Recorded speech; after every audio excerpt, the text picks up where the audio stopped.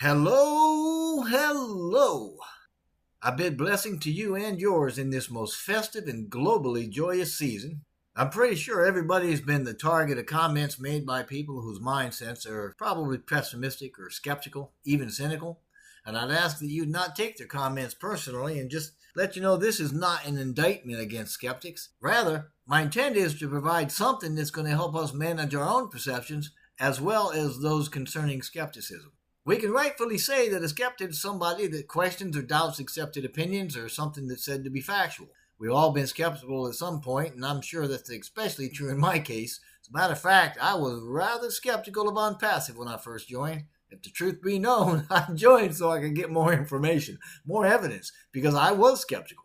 As skeptics, we tend to think our belief is going to be proportional to the evidence. You know, the more evidence we have to support it, the stronger our beliefs and opinions. So, what is a belief? Well, a belief is just a thought that we've had a whole lot of times, and it doesn't mean that it's got to be good or true or whatever. They're just thoughts. So the beliefs that come from those thoughts don't have to be good, true, or whatever either. Because even as our own thoughts were born out of a prior belief, the new belief becomes evidence to ourselves of what we believe to be true. So, about 95% of our attitudes have us looking for evidence that's in line with what we believe rather than believing what the evidence indicates may be true. Skepticism's no different in that it tries to validate itself. So, we could all say our opinion is based on evidence or even the lack of evidence, but it doesn't matter either way because skepticism is based in belief, not evidence or the lack of it.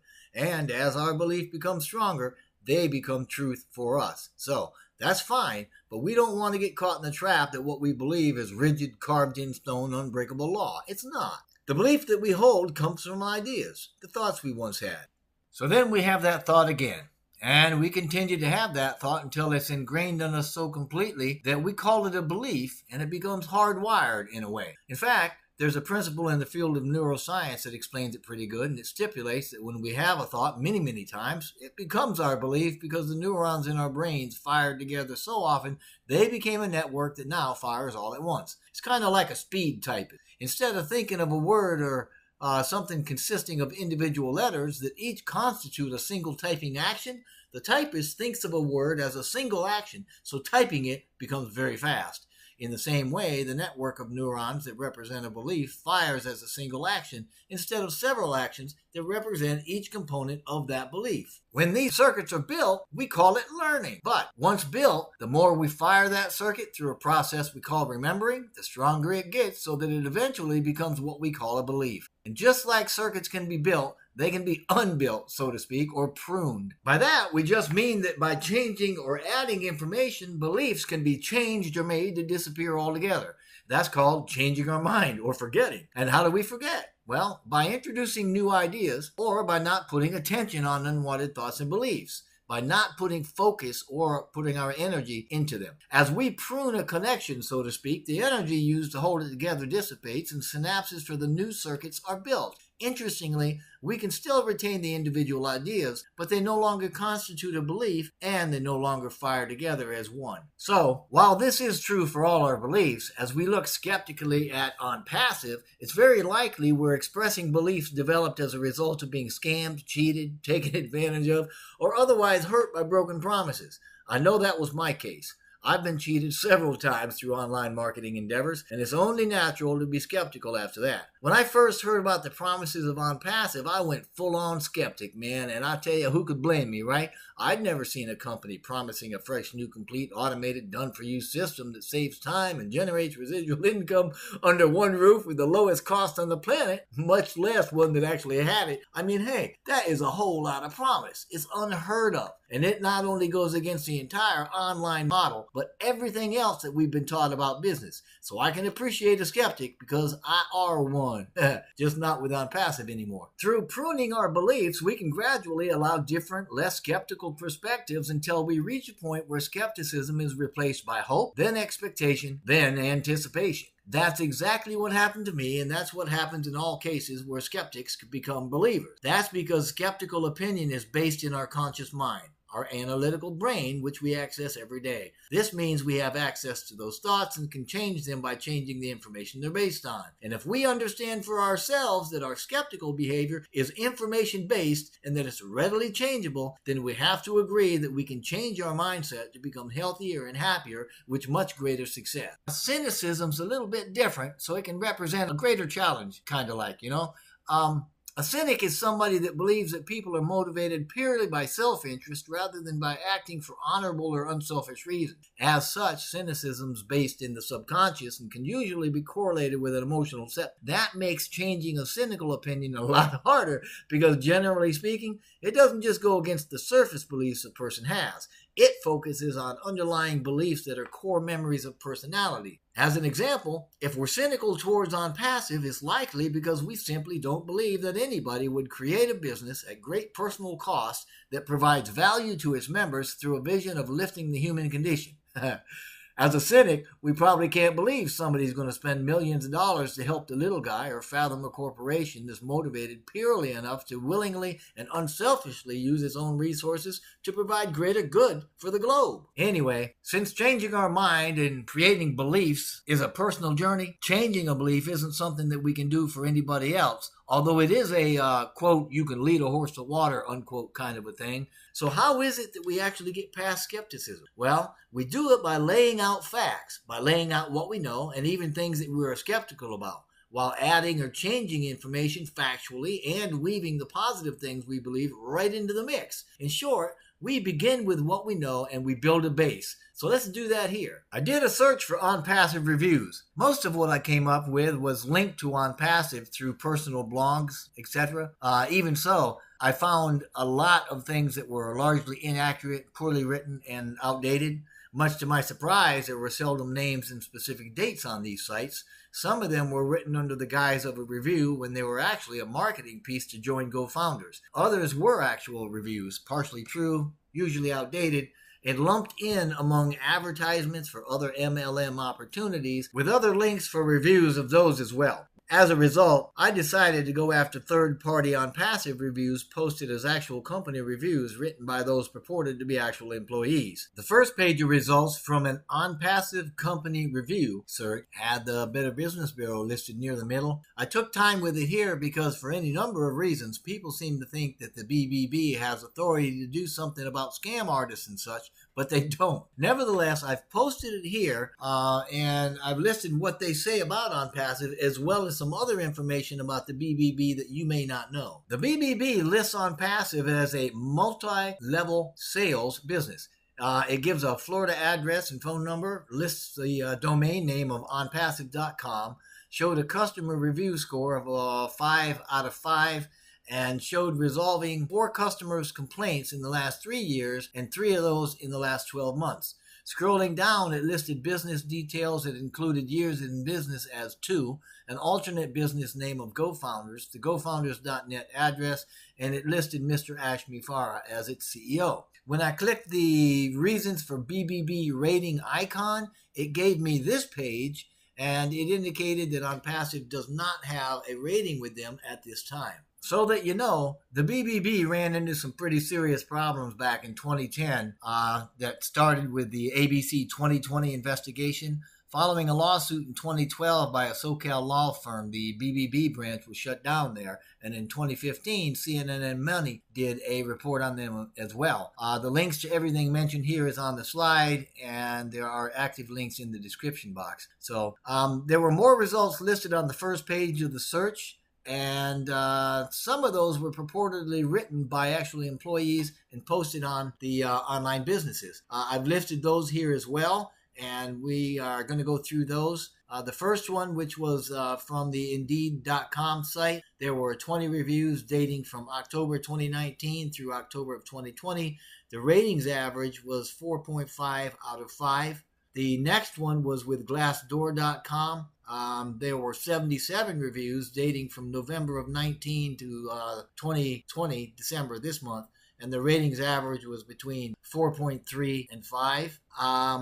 The last one there, the SiteJabber.com, there were 46 reviews dating from October of last year through December of this year. with average ratings of 4.5 of 5. I've listed the remaining review sites from the first page here.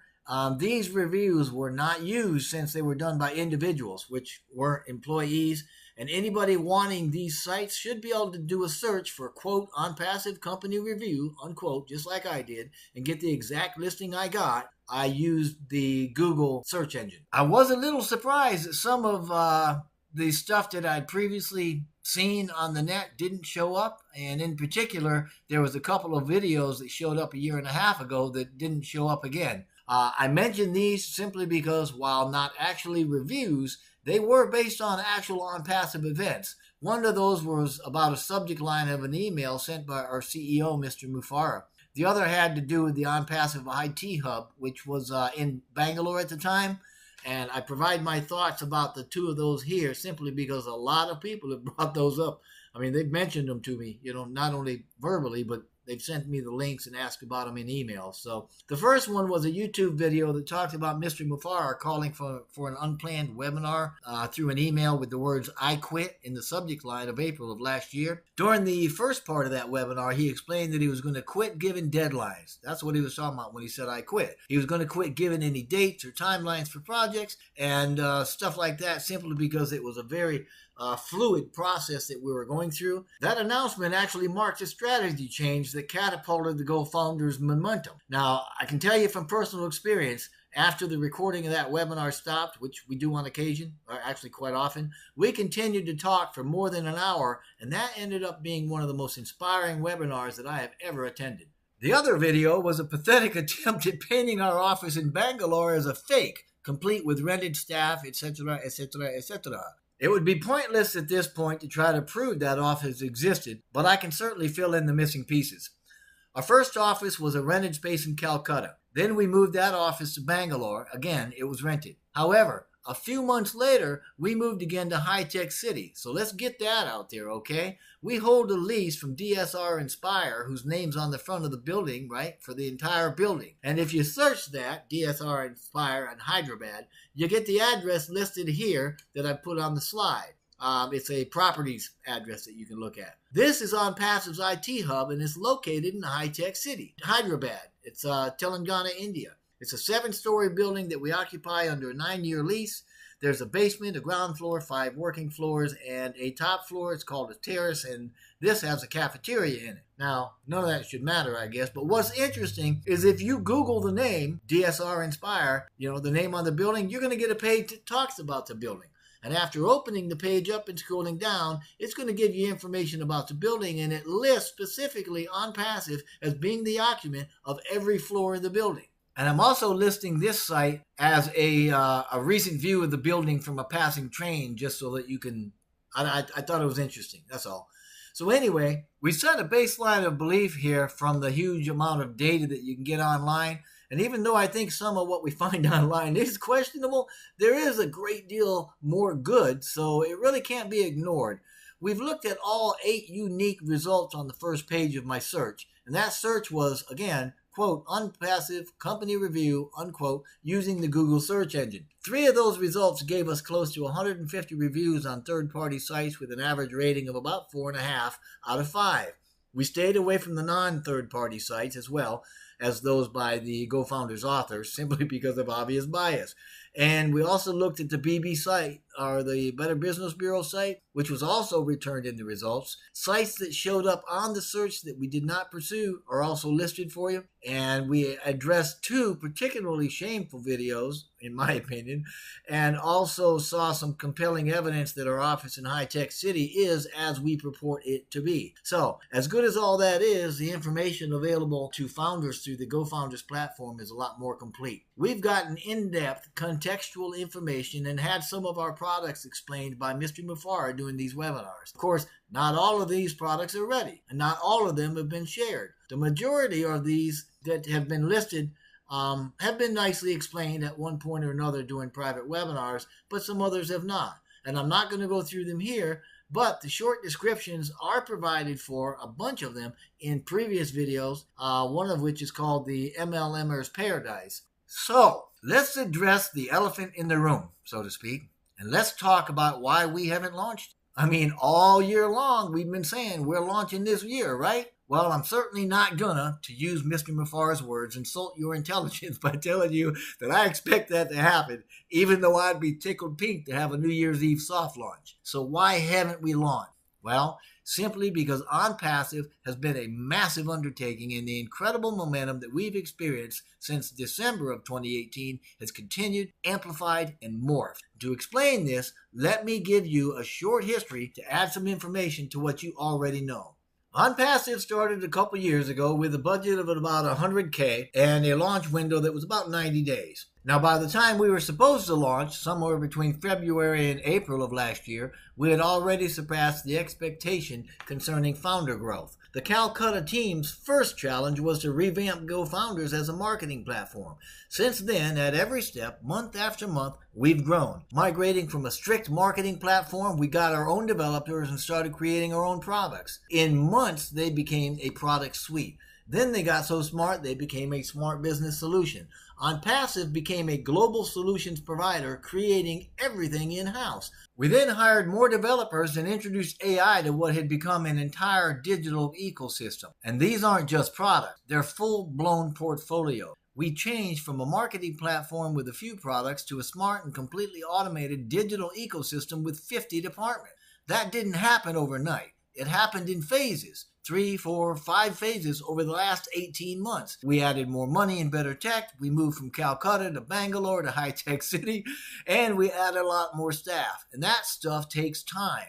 And we have grown in staff, in budgeting, in technical prowess, and we plan the future in waves too. And each wave has pushed that launch out just a little bit more. Most recently in our growth, we began to exercise what we call regulatory excellence, and I don't believe that anything like that's ever been done in the history of business before. Before that endeavor began, we were ready to push the button. This is to say that there was nothing stopping us from launching, but we had to accept the challenge of reaching a heretofore unheard of regulatory standard because we are creating the ONPASSIVE class of excellence. This is the last step. It's happening. We are closer now than we've ever been, and by New Year's Eve 2020, we will have surpassed the 400,000 founder mark. These are already committed to monthly subscriptions for the products being offered. You've been invited to share in this glory. ONPASSIVE is the new online model, and our lives are about to get a whole lot better. As a founder with ONPASSIVE, you've got the chance to do a lot more than you ever thought you would be able to, a lot easier and a lot faster than you ever thought possible. But not everybody's cut out to be a founder. And that's okay. If that's you, that's all right. We can't all be in it to win it as founders. But you can join after the launch. It won't be the same, but you'll still be successful. So I am saying that if you are an existing founder, good on you, right? But if you're not, and an existing founder invited you, get back with that founder, sign up in their team. If that's not the case, I would certainly love to have you on our team, so please click the link in the description box below and join right now. Whatever you decide, we only wish blessing and blessing upon you and your family.